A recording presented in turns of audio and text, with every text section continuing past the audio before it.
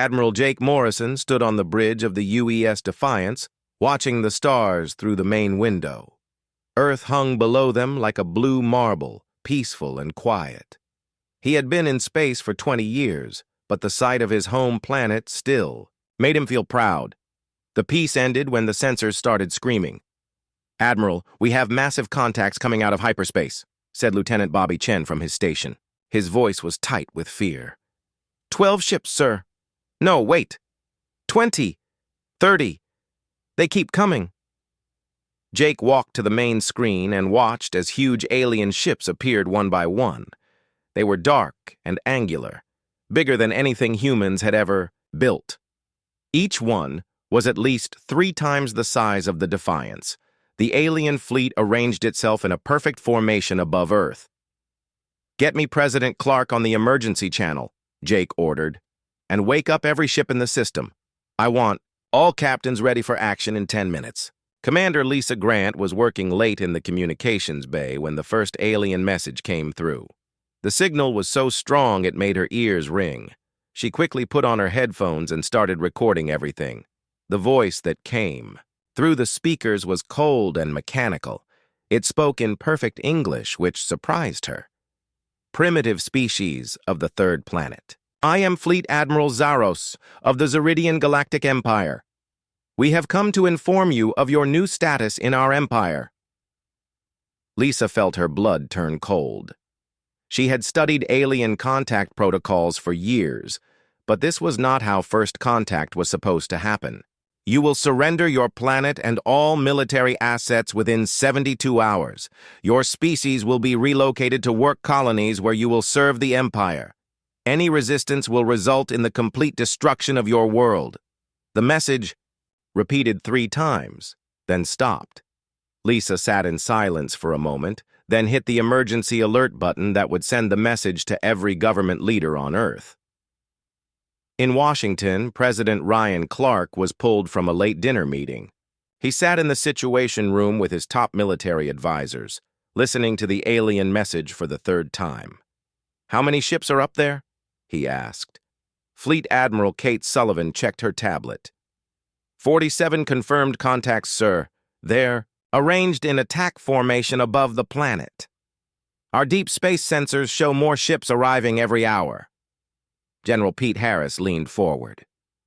"Mr. President, we've been preparing for this day for 30 years. Ever since we found the crashed ship in Nevada, we knew they would come eventually." Ryan nodded. Everyone in the room knew about the secret programs, the alien technology they had studied, the weapons they had built, the ships they had hidden throughout the solar system. "Get me Dr. Rodriguez," Ryan said. "It's time to show them what we've learned." Dr. Elena Rodriguez was already on her way to the Pentagon when the call came. She had been monitoring alien signals for years, waiting for this moment. Her team at the Advanced Weapons Division had been working around the clock for decades.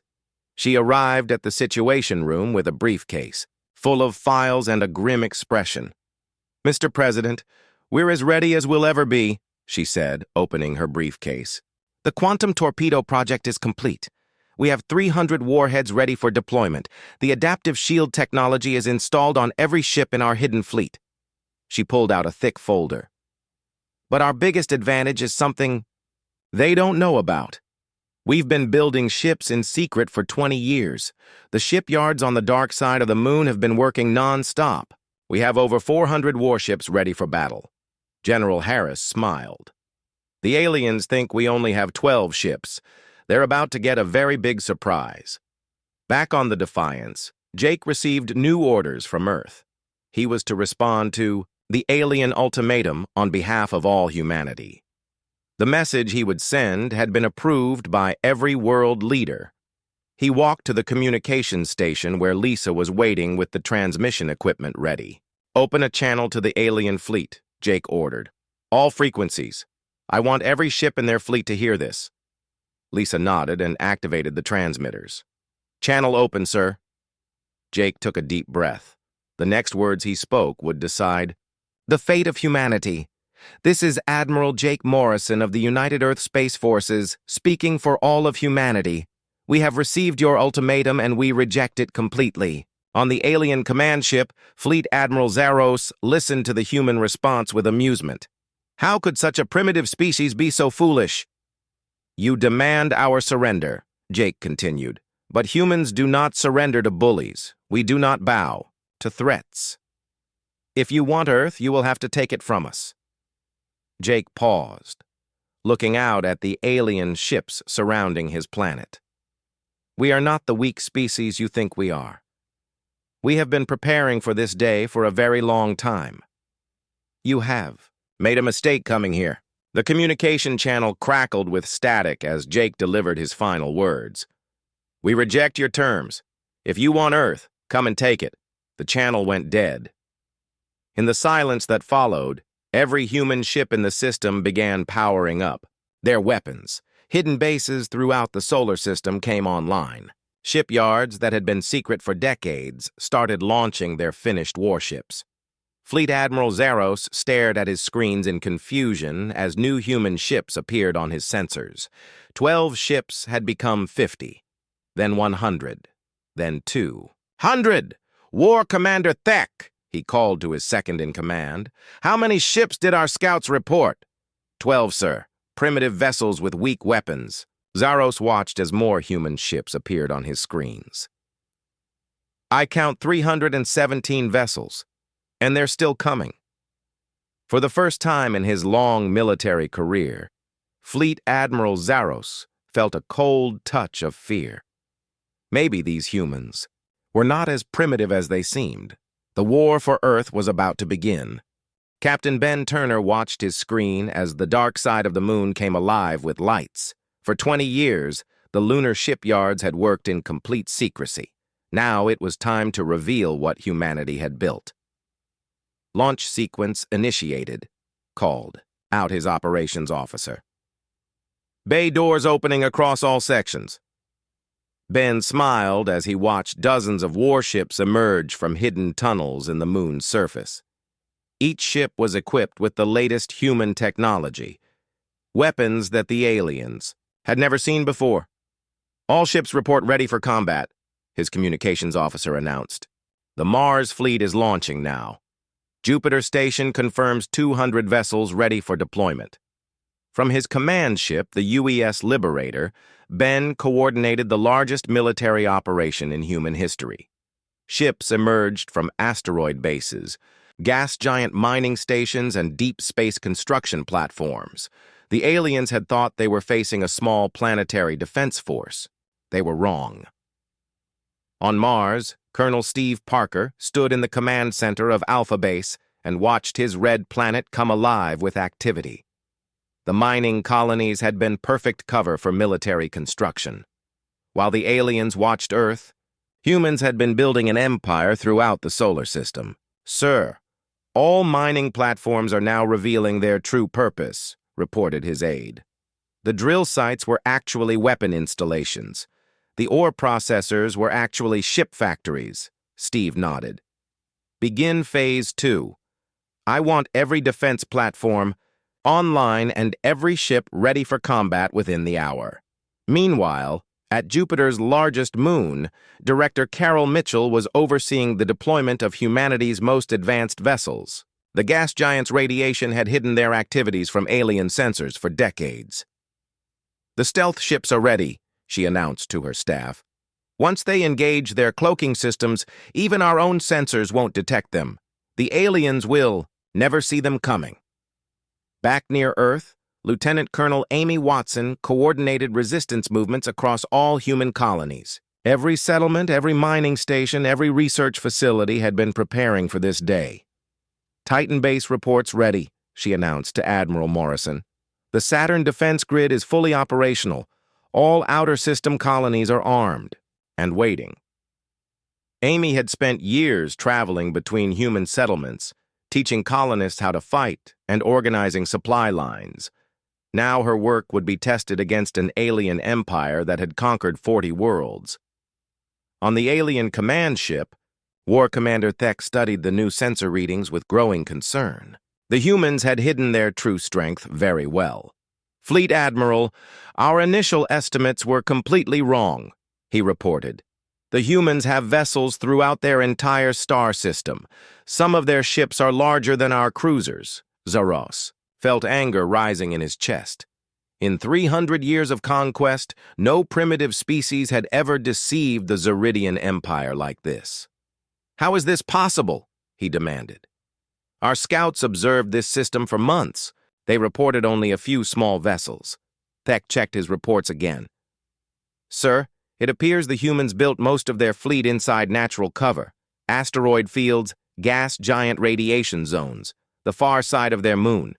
They've been planning this for decades. Dr. Marcus Webb worked frantically in his laboratory deep beneath the surface of Earth. The Nova Cannon project was humanity's best hope against the alien fleet. If his calculations were correct, the weapon could punch through any known shield technology. Power levels are stable, reported his assistant, Dr. Sarah Kim.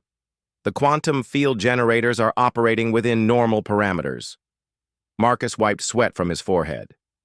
Begin the final test sequence. If this works, we'll have a weapon that can destroy their biggest ships with a single shot.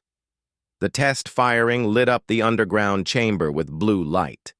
When the energy beam hit the target, it completely vaporized a section of hull armor taken from the Nevada crash site. It works, Marcus said quietly. Get me Admiral Morrison. Tell him the Nova Cannon is ready for combat deployment. Captain Sophie Lee piloted her stealth reconnaissance ship through the alien fleet formation. Her mission was dangerous but vital. Humanity needed to know everything about the enemy's capabilities. I'm reading 49 vessels, she whispered into her communicator. The command ship is definitely the largest. It's got some kind of energy shield that I've never seen before. Sophie's ship was invisible to alien sensors, but one wrong move would expose her position. She carefully maneuvered between the massive alien vessels, recording everything. I'm detecting a weak point in their shield generators, she continued. If we hit them with concentrated fire at the right frequency, we might be able to overload their defensive systems. As the 72-hour deadline approached, humanity revealed more surprises. Defense platforms that had been disguised as space stations suddenly showed their true purpose. Weapons that had been hidden inside cargo ships powered. Up for the first time, Admiral Morrison stood on his bridge and watched the transformation of Earth's defenses. Humanity had learned well from the crashed alien ship they found 30 years ago. They had reverse-engineered the technology and improved upon it. Sir, all defense grids report ready, announced his tactical officer. The orbital platforms are locked onto enemy vessels. The Luna bases have clear firing solutions. Jake nodded. Signal all human forces. Begin Phase 3. Throughout the solar system, human ships moved into attack positions.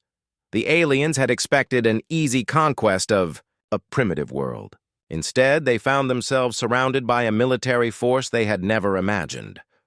On Mars, defensive satellites emerged from underground silos.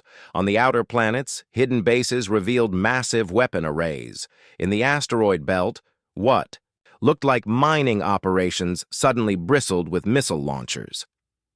War Commander Thek stared at his screens in disbelief. Sir, they have weapons platforms everywhere. Our tactical computers can't even count all the targets. Fleet Admiral Zaros felt something he had never experienced before in battle. Doubt. The Zeridian Empire had conquered worlds across 3 galactic arms using overwhelming force and fear. But these humans showed no fear. Begin the attack, he ordered. Destroy their orbital defenses first. Show them the price of defying the Empire. But as the first alien ships moved toward Earth, Captain Turner's hidden fleet struck from behind. Quantum torpedoes, invisible to alien sensors, slammed into the rear of the enemy formation. The war for Earth had begun, and the aliens were about to discover that humanity would not go quietly into slavery. Admiral Morrison opened a channel to all human forces across the solar system. This is our home, he said simply. Fight for it. The first shots of the war came from Captain Rick Stone and his crew aboard the UES Valiant near Neptune's orbit. The alien advance fleet had expected to sweep through the outer system without resistance. They were wrong. Target the lead cruiser, Rick ordered his weapons officer. Fire quantum torpedoes, full spread! The blue energy weapons streaked through space, invisible to alien sensors until they struck. The Zeridian ship's shields flared and died as the quantum energy tore through. Their defensive systems, direct hit, called out his tactical officer. Their shields are down. Hull breach detected. Rick smiled grimly. Years of preparation were paying off. The quantum torpedoes used technology reverse-engineered from the crashed ship, but improved with human innovation. All ships. This is Valiant. The enemy shields can be penetrated. Repeat, enemy shields are vulnerable to quantum weapons. War Commander Thek watched his lead ship take damage and felt confusion wash over him. In 3 centuries of conquest, no primitive species had ever hurt a Zeridian vessel. How did their weapons penetrate our shields? He demanded. His science officer checked the readings twice before answering. Sir, they're using quantum disruption technology. It's similar to our own weapons, but modified in ways our computers don't recognize. On Earth, Dr. Patricia Adams monitored the battle from her AI command center. Her adaptive intelligence systems were learning from every exchange of fire, analyzing alien tactics, and developing countermeasures in real time. Their movement patterns are too predictable, she announced to Admiral Morrison. They use the same attack formations they've probably used for centuries. My AI systems are already calculating optimal response strategies. Patricia's computers processed thousands of variables every second, sending tactical updates to human ships throughout the system. The aliens had superior numbers, but humans had superior adaptability. Commander Danny Walsh piloted his fighter. Through a swarm of alien attack craft, his reflexes pushed to the limit. The alien pilots were skilled, but they flew with mechanical precision. Danny flew with human creativity. They can't handle random movement patterns, he reported over the radio. They expect us to follow standard combat protocols. When we don't, their targeting systems can't keep up. Danny rolled his fighter in a pattern no textbook had ever taught, confusing the alien ship trying to lock onto him. His return fire struck the enemy fighter squarely, sending it spinning into space. Captain Nicole Gray commanded a squadron of heavy cruisers in the asteroid belt, using the rocky debris as cover. Her ships would emerge from behind asteroids, fire, then disappear again before the aliens could respond. This is Gray Squadron. We've destroyed 4 enemy vessels using hit-and-run tactics. They're trying to pursue us into the asteroid field, but their large ships can't maneuver effectively here. The aliens had never fought an enemy that used terrain to their advantage. Their usual tactic was overwhelming firepower in open space. The humans were making them fight a different kind of war. Dr. Webb's Nova Cannon fired for the first time in actual combat from its hidden position on the dark side of the moon. The massive energy beam traveled across space in seconds, striking a Zeridian battlecruiser with the force of a small star. The alien ship simply vanished in a flash of light. Nova Cannon reports successful firing, announced Marcus over the command channel. Target destroyed completely, recharging for second shot. The psychological impact was immediate. The Zeridian fleet had never seen one of their capital ships destroyed so quickly. Panic spread through their ranks as they realized these humans possessed weapons they had never encountered. Fleet Admiral Zaros stared at the empty space where his battlecruiser had been moments before. What kind of weapon was that? Unknown, sir, his science officer replied, fear clear in his voice. The energy signature doesn't match anything in our databases. The power output was beyond anything we thought these primitives could achieve. Captain Turner led his lunar fleet in a daring assault on the alien right flank. His ships moved in perfect coordination, each captain knowing exactly what the others would do. Execute Formation Delta, Turner commanded. Let's show them how. Humans fight when we work together. The human ships moved like a single organism, concentrating their fire on individual alien vessels and destroying them one by one. The aliens tried to respond, but their rigid command structure made quick adaptation impossible. Colonel Watson coordinated ground-based orbital strikes from Earth's surface. Hidden missile silos opened across every continent, sending waves of projectiles toward the alien fleet. North American sites report successful launch, she announced. European and Asian batteries are firing now. The aliens won't expect surface-to-space combat from a planet they think is defenseless. The missile swarms confused alien sensors, which were designed to track large ships, not thousands of small projectiles. Many missiles got through their defenses, adding to the chaos of the battle. Admiral Sullivan monitored deep space communications from her command center, intercepting alien transmissions. What she heard made her smile. "They're calling for reinforcements," she reported to Morrison. "But their nearest fleet is 3 weeks away at maximum hyperspace speed. We just need to hold out until then." Kate's analysis was crucial. If humanity could defeat this invasion fleet before help arrived, they would send a message across the galaxy that Earth was not an easy target. Captain Danny Walsh regrouped with other fighter pilots after their successful engagement. Their small, fast ships had proven incredibly effective against the larger alien vessels. "The aliens can't handle our speed and maneuverability," Danny explained to his squadron. "Their weapons are designed for ship-to-ship combat, not fighter interdiction. We can get inside their defenses and hit their weak points." Dr. Adams's AI systems had identified several critical vulnerabilities in Zeridian ship design. She transmitted this information to all human forces, giving them tactical advantages the aliens never expected to face. "Target their shield generators first," her analysis recommended. "Once their defenses are down, focus fire on their weapon systems. Their ships become helpless without offensive capability." The battle raged for 6 hours, with neither side able to claim complete victory. But something had changed. For the first time in Zeridian history, a primitive species was fighting them to a standstill. War Commander Thek reviewed the casualty reports with growing alarm. "Sir, we've lost 12 ships. The humans have lost only 4. Zaros could not believe what he was hearing. "Impossible. Our ships are superior in every way." "Not in every way, sir," Thek replied quietly. "They're more creative than us, more adaptable. They use tactics we've never encountered before." As the first day of battle ended, both sides pulled back to regroup and plan their next moves. But everyone knew the war had already changed. The humans had proven they could fight. The question now was whether they could win.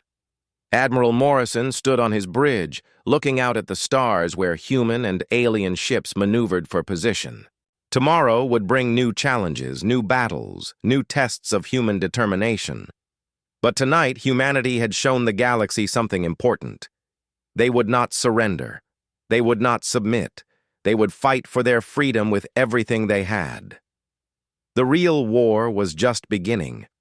3 days into the war, the Zeridian fleet found itself trapped in humanity's solar system. What should have been a simple conquest had become a nightmare of constant attacks and tactical surprises. Commander Chris Johnson led his squadron through the asteroid belt, hunting alien ships like wolves stalking prey. His vessels used the rocky debris as cover, striking fast and disappearing before the enemy could respond. "Contact bearing 27 Mark IV, his sensor operator announced. "Zeridian destroyer moving alone through Sector 7. Chris smiled. Isolated enemy ships were easy targets. "All ships, attack formation, Charlie. Let's make this quick and quiet." The human ships emerged from behind asteroids simultaneously, surrounding the alien vessel. Quantum torpedoes struck from 6 directions at once. The destroyer was destroyed before it could send a distress signal. "That's the 15th ship we've taken out this week," Chris reported to Admiral Morrison. "The aliens are getting nervous. They're starting to avoid the asteroid belt completely." Captain Linda Davis commanded the Outer System Patrol from her base beyond Pluto. Her long-range ships struck at the edge of sensor range, then retreated into deep space before the aliens could mount a response. "We hit a supply convoy near the heliopause," Linda reported during the daily briefing. 3 transports destroyed, no human casualties. The aliens are having trouble maintaining their fleet without regular resupply. The strategy was working. By avoiding direct confrontation and using hit-and-run tactics, humanity was slowly bleeding the alien fleet to death. But Fleet Admiral Zaros was growing desperate. His invasion force was trapped, his reinforcements were weeks away, and his casualties mounted daily. He decided to try a different approach. Target the human civilian centers, he ordered War Commander Thek. If we cannot break their military, we will break their spirit. Alien ships moved toward Earth's major cities, their weapons charging for orbital bombardment. But President Clark had anticipated this move. Execute Protocol 7, he ordered General Harris. Protect the civilians. Hidden defensive platforms around Earth powered up for the first time. Massive energy shields appeared over every major city, blocking the alien attack. The bombardment that should have killed millions barely scratched the protective barriers. Impossible, Zaros muttered, watching his weapons fail to penetrate the human defenses. How did they develop shield technology so quickly? What he didn't know was that humanity had been preparing for this exact scenario for 30 years. Every major population center had been secretly protected with technology adapted from the crashed alien ship. The failed bombardment only made humans angrier. If the aliens wanted to target civilians, humanity would show them the price of such tactics. Dr. Kevin Martinez activated his most secret project from a hidden facility beneath the Rocky Mountains. For years, he had been developing autonomous combat drones controlled by advanced AI systems. Release the swarm, he ordered his technicians. Thousands of small, intelligent drones launched from concealed sites across Earth. Each one was no bigger than a fighter, but together, they formed a deadly cloud of synchronized destruction.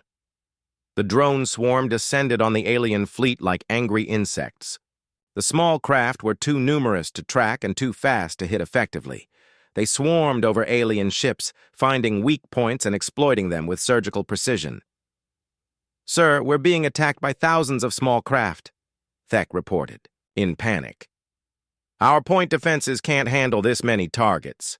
Major Sandra Phillips led a boarding party aboard the alien ship UES Courage had disabled near Mars. Her mission was to capture alien technology and intelligence, but first they had to fight their way through the ship's defenders. "Breach successful," she reported over her radio. "We're inside their hull, beginning search for the computer core." Sandra's team moved through alien corridors, fighting strange creatures in environmental suits. The aliens were taller than humans, but seemed surprised by human aggression and determination. "Found their computer center," she announced 20 minutes later. "Beginning data download. We should have their tactical information within the hour." The intelligence gathered from captured alien ships revealed something crucial. The Zeridian Empire was not as strong as it appeared. Many of their conquered species were ready to rebel if they saw a chance for freedom. General Harris studied the captured data with growing excitement.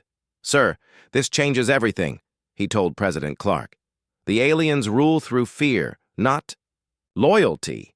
If we can show the galaxy that they can be defeated, their entire empire might collapse." Admiral Morrison realized that simply defending Earth was not enough. Humanity needed to take the offensive to prevent future invasions. Captain Gary Foster volunteered for the most dangerous mission of the war. His task was to destroy the alien mobile shipyard that kept their fleet operational. "It's a suicide mission," Morrison warned him.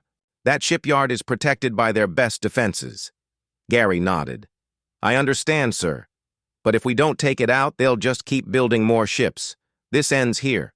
Gary's ship, loaded with experimental explosives, accelerated toward the massive alien construction facility. Point defense weapons fired at him from every direction, but he kept going.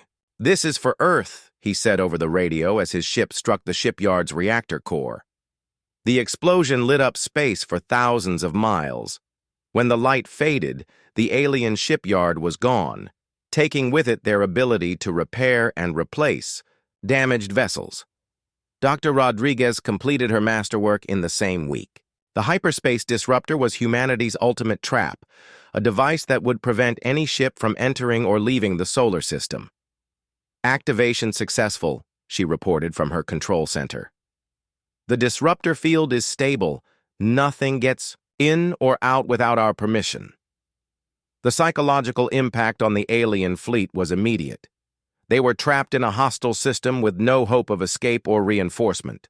Morale collapsed as alien crews realized they might never see their home. Worlds again, War Commander Thek approached Fleet Admiral Zaros with grim news. "Sir, 17 more ships requested permission to surrender today. The crews are losing hope." Zaros struck his command console in fury. "No Zeridian force has ever surrendered to primitives. We will fight to the last ship." But privately, he was beginning to doubt their chances of victory. These humans fought with a determination and creativity the Empire had never encountered. They turned every Zeridian advantage into a liability. Meanwhile, human forces grew stronger every day. The automated shipyards continued producing new vessels. The captured alien technology was being reverse-engineered and improved. Most importantly, human morale remained high. Captain Turner coordinated the final phase of the siege from his command ship. "All stations report ready for Operation Lightning. We'll hit them with everything at once." The plan was simple but effective. Every human ship in the system would attack simultaneously, overwhelming the alien fleet's ability to respond. It would be the largest space battle in human history. "Remember," Admiral Morrison announced to all human forces, "we're not just fighting for Earth. We're fighting to show the galaxy that freedom is worth defending." As the human fleet moved into position for the final assault, everyone knew that the next few hours would determine the fate of humanity. Win or lose, Earth would never be the same. The hunter had become the hunted, and soon the galaxy would learn what happened when humans fought for their survival. The final battle for Earth began at dawn on the 7th day of the war. Admiral Morrison stood on the bridge of the UES Defiance, watching as the combined human fleet moved into position around the trapped alien armada. "All ships report ready," announced his communications officer. 437 vessels in attack formation." Jake nodded grimly. After a week of hit-and-run tactics, it was time for the decisive confrontation.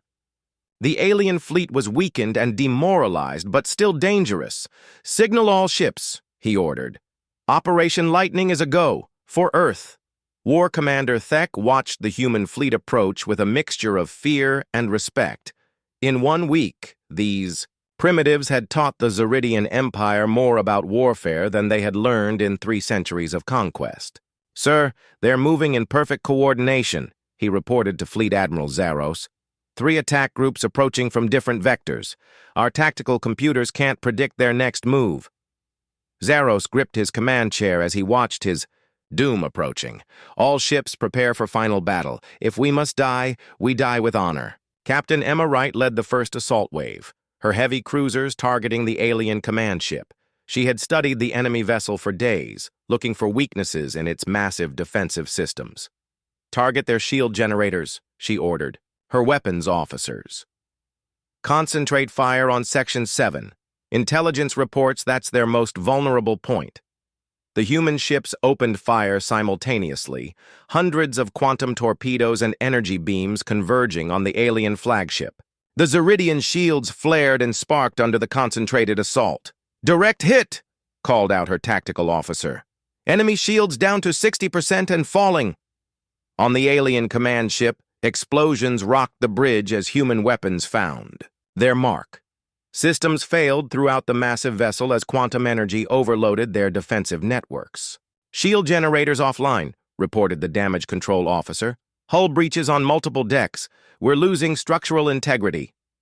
Dr. Adams watched the battle from her AI command center, her computers processing thousands of variables every second.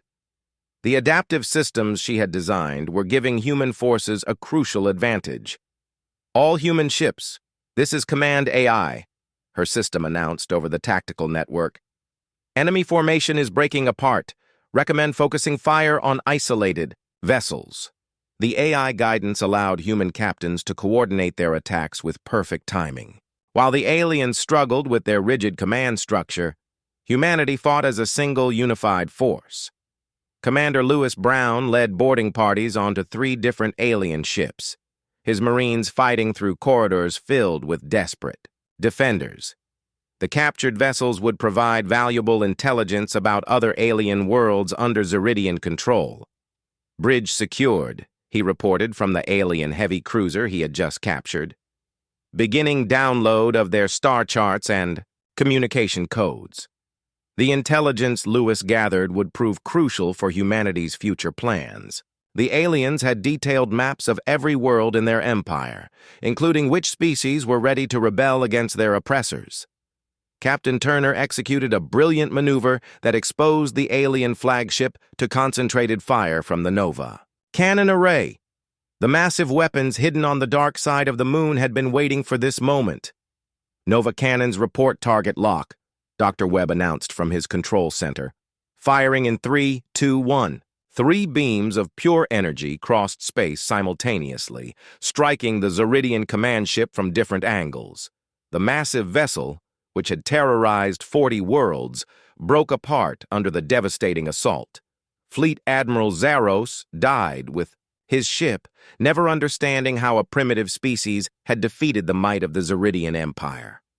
With their command ship destroyed, the remaining alien vessels lost all coordination.